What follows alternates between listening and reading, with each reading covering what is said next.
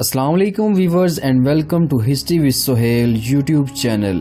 حضرت سید عبد القادر جیلانی رحمۃ اللہ علیہ جو کہ غوث الاعظم اور تاج العارفین کے لقب سے مشہور ہیں، آپ امت مسلمہ کے عظیم مصلح اور محسن ہیں۔ آپ ہی کی جد و جہد کے نتیجے میں گمراہی کے اندھیرے چھٹ گئے اور ہزاروں کی تعداد میں لوگوں نے ہدایت پائی۔ مسلمانوں کو عقائد کی خرابیوں اور بدعملی سے نجات دلانے اور دین کو سربلند کرنے کے لیے آپ نے جو کردار ادا کیا وہ رہتی دنیا تک یاد رکھا جائے گا۔ آپ کا نام عبد القادر جبکہ آپ کا لقب محی الدین ہے۔ آپ رحمۃ اللہ علیہ کی پیدائش گیلان کی ایک بستی میں عمل میں آئی۔ گیلان جو کہ ایران میں بحیرہ خزر کے جنوبی ساحل پر واقع ہے۔ حضرت شیخ عبد القادر جیلانی نے اس دور میں اس دنیا میں قدم رکھا جب یورپ کی عیسائی حکومتیں مسلمانوں کے اقتدار کو ختم کرنے کے در پہ تھیں۔ خود مسلمانوں کا یہ حال تھا کہ دین میں نئی باتوں کو رواج دینے کا چلن عام تھا اور بے یقینی اور بدعملی نے انہیں اپنے مضبوط شکنجے میں جگڑ لیا تھا۔ جب مشیت الہی نے یہ ارادہ کیا کہ مسلمانوں کو ان کا بھولا ہوا سبق یاد دلانے اور انہیں فکری اور عملی اعتبار سے ایک بار پھر بلندیوں پر فائز کیا جائے، تو اس سلسلے میں قدرت نے تاج العارفین حضرت شیخ عبد القادر جیلانی رحمۃ اللہ علیہ کی صورت میں امت مسلمہ کو ایک عظیم رہنما عطا فرمایا۔ آپ کی آمد کی خبر حضرت جنید بغدادی نے بہت پہلے دے دی تھی۔ آپ اکثر فرماتے تھے کہ مجھے غیب سے اشارہ ہوا ہے کہ 5ویں صدی ہجری کے آخر میں ایک عظیم بزرگ تشریف لائیں گے۔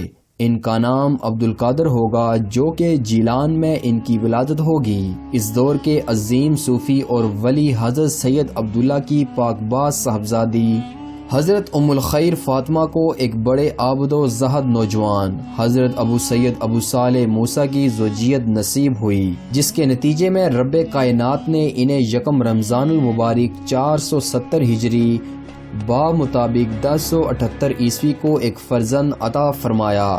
حضرت ابو صالح موسیٰ اور حضرت ام الخیر فاطمہ نے اپنے اس بیٹے کا نام عبد القادر رکھا۔ آپ کم سن تھے کہ آپ کے والد گرامی سید عبد الصالح کا انتقال ہو گیا۔ آپ کے نانا جان حضرت سید عبداللہ نے آپ کو اپنی سرپرستی میں لے لیا۔ آپ 5 برس کے ہوئے تو والدہ ماجدہ نے جیلان کے مدرسے میں انہیں داخل کروایا۔ ابھی آپ مدرسے میں زیر تعلیم تھے کہ آپ کے نانا کا بھی انتقال ہو گیا، چنانچہ آپ اور آپ کے چھوٹے بھائی کی پرورش کی تمام تر ذمہ داری آپ کی والدہ محترم پر آ پڑی، جنہوں نے یہ فریضہ بڑی محنت سے ادا فرمایا۔ جب حضرت عبد القادر جیلانی رحمۃ اللہ علیہ 18 برس کے ہوئے تو آپ نے اپنی والدہ محترمہ سے علم کے حصول کے لیے بغداد جانے کی اجازت مانگی۔ والدہ تو دل سے چاہتی تھیں کہ ان کا بیٹا علم کی رفتیں پائے، لیکن بغداد جیلان سے 400 میل دور تھا اور آج سے تقریباً 900 برس قبل ذرائع آمد و رفت نے اتنی ترقی نہ کی تھی کہ یہ سفر کسی مشکل کے بغیر چند گھنٹوں میں طے پا جاتا۔ اس سفر میں صحراؤں اور بیابانوں سے بھی واسطہ پڑتا تھا، جہاں ڈاکوؤں کے ٹولے قافلوں کی طاق میں رہتے تھے، لیکن ان تمام باتوں کے باوجود حضرت ام الخیر فاطمہ نے اپنے پیارے بیٹے کو پرنم آنکھوں کے ساتھ اجازت دے دی۔ والد مرحوم کے چھوڑے ہوئے ترکہ میں 80 دینار موجود تھے، چنانچہ حضرت ام الخیر فاطمہ نے 40 دینار حضرت عبد القادر کے چھوٹے بھائی کے لیے رکھ دیے، جبکہ بقیہ 40 دینار انہوں نے حضرت عبد القادر جیلانی کی گڈری میں بغل کے نیچے سی دیے۔ جب آپ سفر پر روانہ ہونے لگے تو والدہ نے آپ کو نصیحت کی کہ بیٹا ہمیشہ سچ بولنا۔ والدہ کی اس نصیحت کو عبد القادر نے دل میں بٹھا لیا اور حضرت ام الخیر فاطمہ کی یہی نصیحت ڈاکوؤں کے ایک پورے گروہ کو راہ راست پر لانے کا سبب بنی۔ یہ واقعہ بہت مشہور ہے، اس لیے ہم اسے اختصار سے بیان کریں گے۔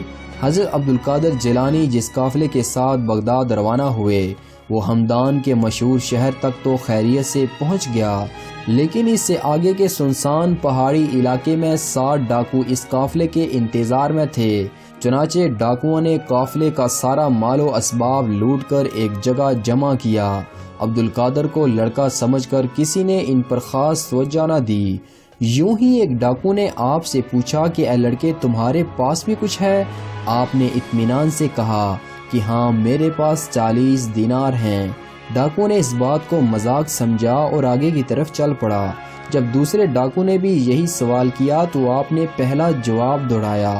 اس بات کی خبر جب ڈاکوؤں کے سردار احمد کو ملی تو اس نے عبدالقادر کی تلاشی لی تو واقعی بغل کے نیچے گڈری میں سلے ہوئے 40 دینار نکل آئے۔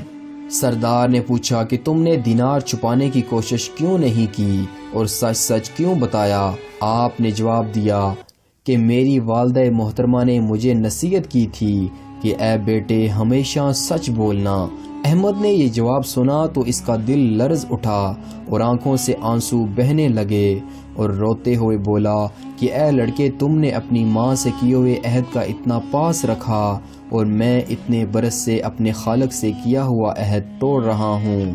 پھر احمد نے تمام برے کاموں سے توبہ کی اور اس کے ساتھ ڈاکوؤں نے بھی برے کاموں سے بچنے کا عہد کیا۔ روایت ہے کہ یہ تمام ڈاکو اس توبہ کے بعد نیک اور دیندار زندگی بسر کرنے لگے۔ حضرت شیخ عبدالقادر جیلانی رحمۃ اللہ علیہ فرماتے ہیں کہ یہ پہلی توبہ تھی جو گمراہ لوگوں نے میرے ہاتھ پر کی۔ 488 ہجری بمطابق 1095 عیسوی میں یہ قافلہ بغداد پہنچ گیا۔ بغداد اس زمانے میں عالم اسلام کا مرکز تھا۔ علمی اور فنی اعتبار سے اس شہر کا درجہ بہت بلند تھا، جبکہ غیر اسلامی دنیا میں بھی اسے بہت عزت کی نگاہ سے دیکھا جاتا تھا۔ آپ نے بغداد پہنچ کر چند ہی دنوں میں جامعہ نظامیہ میں داخلہ لے لیا۔ اس وقت یہ عالم اسلام کی اعلیٰ پائے کی یونیورسٹی تھی۔ آپ نے اس دور کے متعدد علماء اکرام سے علم حاصل کیا۔ اس کے علاوہ آپ نے قرآن پاک حفظ کیا۔ 8 سال تک علم کے دریاؤں سے سیراب ہونے کے بعد آپ نے تزکیہ نفس کی غرض سے عبادت و ریاضت کی طرف توجہ فرمائی۔ اس وقت آپ کی عمر مبارک صرف 26 سال تھی۔ چنانچہ 496 ہجری سے لے کے 521 ہجری کا دور آپ نے ریاضت اور عبادت میں گزارا۔ آپ خود فرماتے ہیں کہ اس دوران میں شیاطین نے کئی طرح سے بہکانے کی کوشش کی، لیکن اللہ نے مجھے ان سے محفوظ رکھا۔ ایک بار میں صحرا میں تھا کہ میں نے دیکھا کہ عظیم روشنی نمودار ہوئی جس میں سے ایک سورج جھلکنے لگی۔ اس سورج نے مجھ سے کہا کہ اے عبدالقادر، میں تیرا رب ہوں، میں نے تیرے لیے تمام حرام چیزیں حلال کر دی ہیں۔ میں نے اعوذ باللہ من الشیطان الرجیم پڑھ کر اسے دھتکار دیا تو وہ روشنی فوراً تاریکی سے بدل گئی اور سورج دھواں بن گئی۔ اس دھوئیں سے آواز آئی کہ اے عبدالقادر، اللہ نے تم کو تمہارے علم کی وجہ سے میرے مکر سے بچا لیا۔ میں نے فوراً کہا کہ بے شک یہ میرے رب کا کمال ہے جس نے مجھے تمہارے مکر سے بچایا۔ یعنی شیطان یہ چاہتا تھا کہ آپ اپنے علم پر غرور کریں، لیکن رب ذوالجلال کے کرم سے اس کی یہ کوشش بھی ناکام ہوئی۔ آپ نے 25 سال ریاضت اور مجاہدے میں بسر کیے۔ پھر آپ حضرت قاضی ابو سعید مبارک کی خدمت میں حاضر ہوئے اور بیعت کر کے ان کے حلقے میں شامل ہو گئے۔ 16 شوال 521 ہجری بمطابق اکتوبر 1127 عیسوی کو آپ کو دن میں خواب میں رسول اللہ صلی اللہ علیہ وسلم کی زیارت نصیب ہوئی، جو فرما رہے تھے کہ اے عبدالقادر، تم لوگوں کو گمراہی سے بچانے کے لیے واعظ و نصیحت کیوں نہیں کرتے؟ یہ خواب دیکھنا تھا کہ آپ تڑپ اٹھے، بیدار ہو کر ظہر کی نماز ادا کی اور واعظ کے لیے بیٹھ گئے۔ آپ کی تقریر تھی کہ بہتا ہوا دریا۔ لوگ آپ کی فصاحت و بلاغت سے بے حد متاثر ہوئے۔ ابتدا میں آپ نے اپنے شیخ ابو سعید کے مدرسے میں درس کا سلسلہ شروع کیا۔ بہت جلد آپ کی شہرت دور دور تک پھیل گئی۔ آپ کے ارشادات سننے کے لیے ہزاروں افراد دور دور سے آتے تھے۔ آپ ہفتے میں 3 دن وعظ فرماتے تھے، جبکہ ان وعظوں کا سلسلہ پورے 40 سال تک جاری رہا۔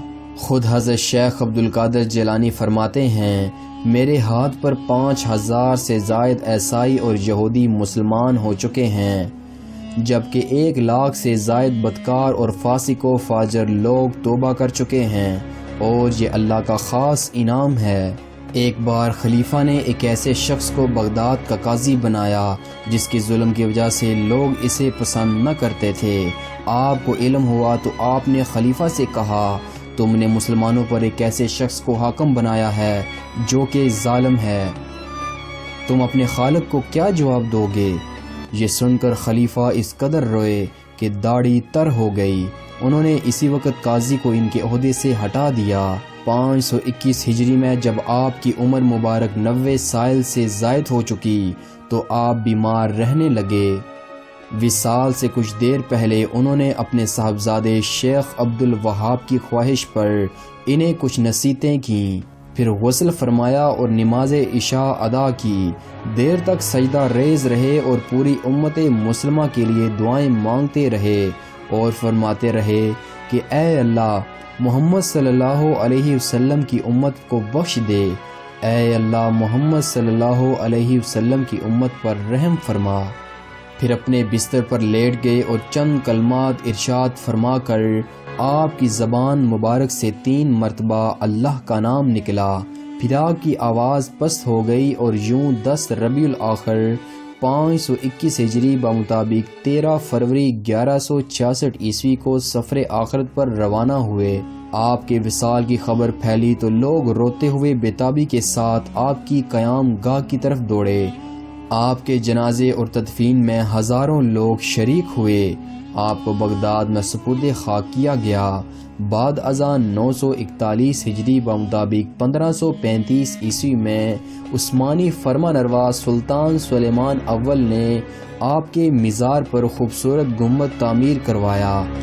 آپ کے مرکز کی زیارت کرنے کے لیے مسلمان آج بھی بغداد کا رخ کرتے ہیں۔ دوستوں، میں امید کرتا ہوں کہ حضرت شیخ عبد القادر جیلانی رحمۃ اللہ علیہ کی زندگی پر بنائی جانے والی آج کی یہ ویڈیو آپ کو ضرور پسند آئے گی۔ اس ویڈیو کو اپنے دوستوں کے ساتھ واٹس ایپ اور فیس بک پر لازمی شیئر کریں اور ہمیں اپنی قیمتی آراء سے بھی ضرور نیچے کومنٹس میں آگاہ کریں۔ آپ سے ملاقات ہوگی انشاءاللہ اگلی ویڈیو میں، تب تک کے لیے اجازت دیجیے۔ اللہ حافظ و ناصر۔